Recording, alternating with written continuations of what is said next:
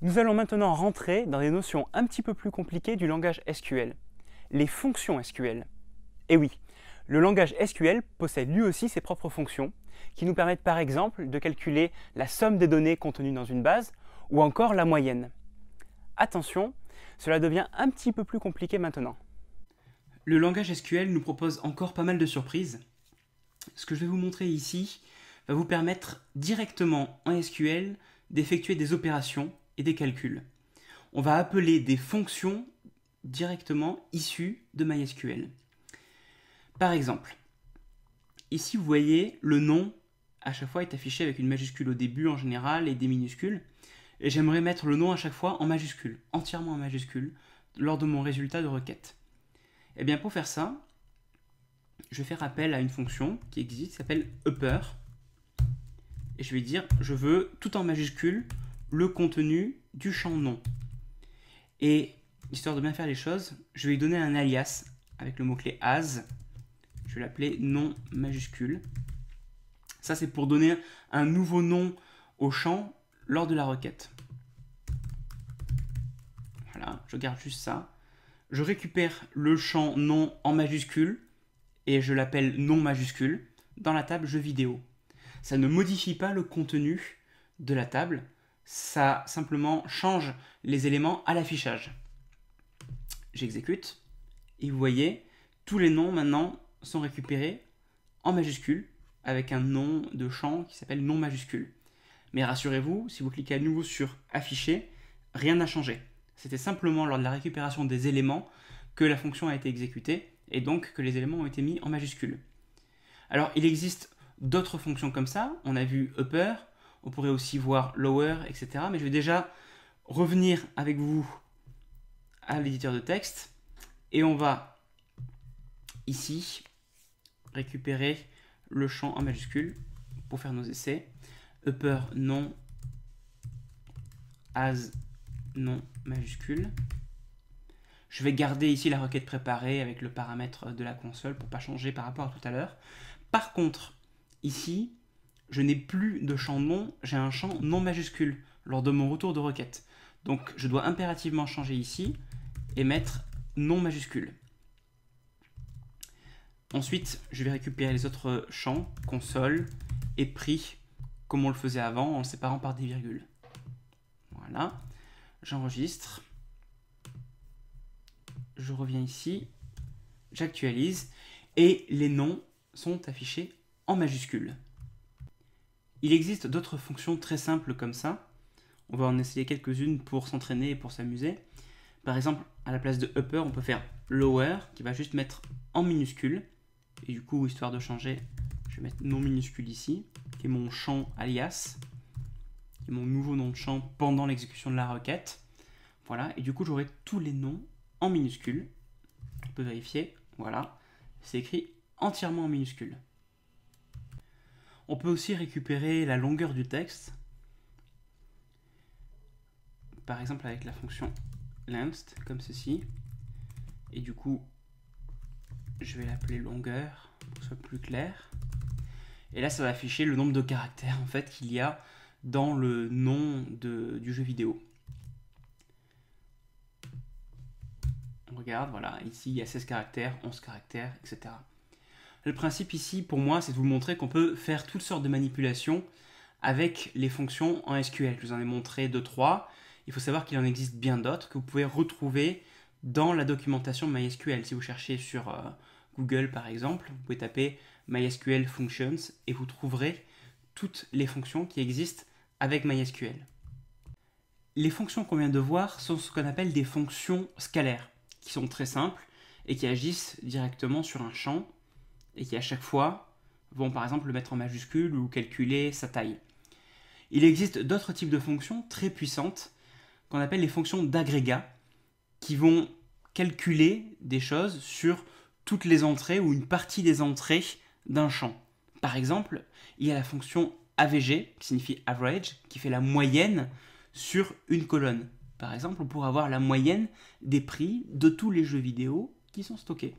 Essayons ça directement ici. Select AVG prix from jeux vidéo. Et vous voyez que le prix moyen de tous les jeux de ma table est de 28,34 €. Alors, pour reprendre cette requête, évidemment, je pourrais faire un alias as prix moyen. Ça, c'est une bonne pratique à avoir, comme ça, on sait de quoi on parle. Et je pourrais, si je voulais aussi, filtrer. Par exemple, je veux le prix moyen de tous les jeux qui appartiennent à Jean. Ou encore, je pourrais prendre tous les jeux PC. Et là, j'obtiendrai le prix moyen de tous les jeux PC. Voilà. Et là, le prix moyen des jeux PC est de 36,33, etc.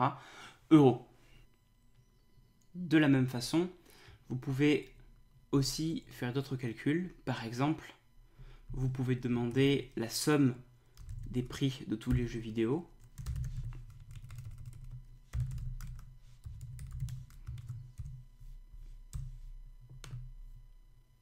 Et vous voyez qu'il y en a pour 1417 € de jeux vidéo. Ou encore,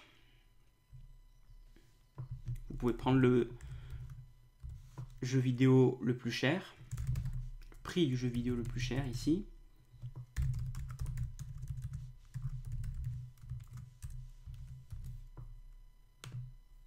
Et vous voyez que le prix maximal pour un jeu ici est de 60 €.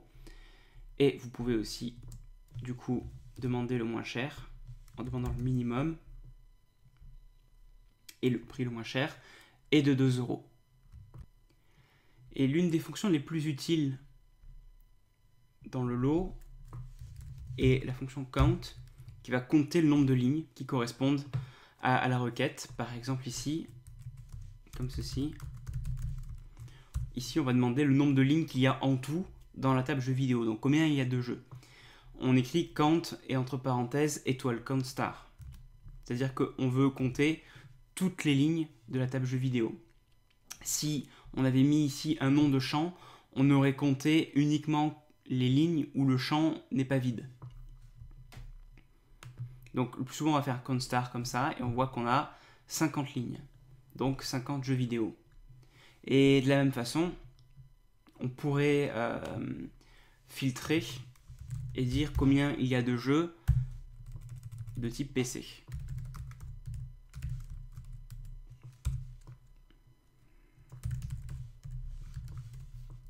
Et là, on voit qu'on a 6 jeux de type PC. Vous voyez qu'en combinant la clause where avec le compte, on peut effectivement avoir pas mal d'informations très utiles.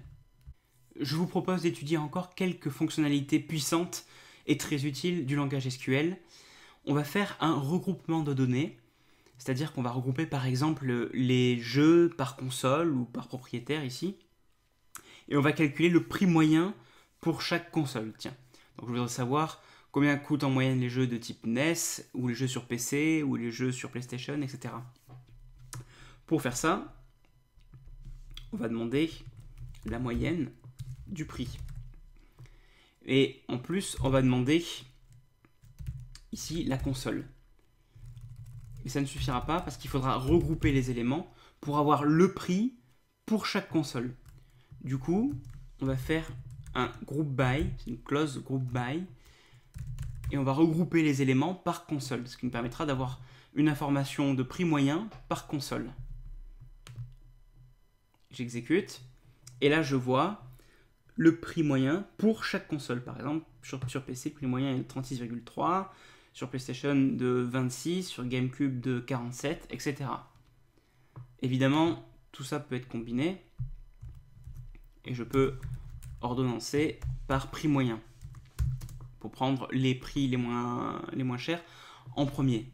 Alors, pour y arriver, il faudra que je donne un alias, as prix moyen, et là je dis ordonne-moi ça par prix moyen. Voilà, les prix les moins chers sont ici, et les prix les plus chers sont ici. Avec la clause having, on peut ici filtrer en fonction du résultat du regroupement. On le fait après un group by, et on écrit having, prix moyen est inférieur ou égal à 10 €, par exemple. Alors having, ça ressemble effectivement beaucoup à une clause where, vous me direz. Et effectivement, c'est une sorte de where, mais qui va s'exécuter après un regroupement, ici, après le regroupement par console. Si on avait utilisé where à la place de having, on aurait fait le prix moyen uniquement sur des éléments dont le prix est inférieur ou égal à 10, par exemple. Donc là, j'exécute et j'ai uniquement des prix moyens inférieurs ou égal à 10.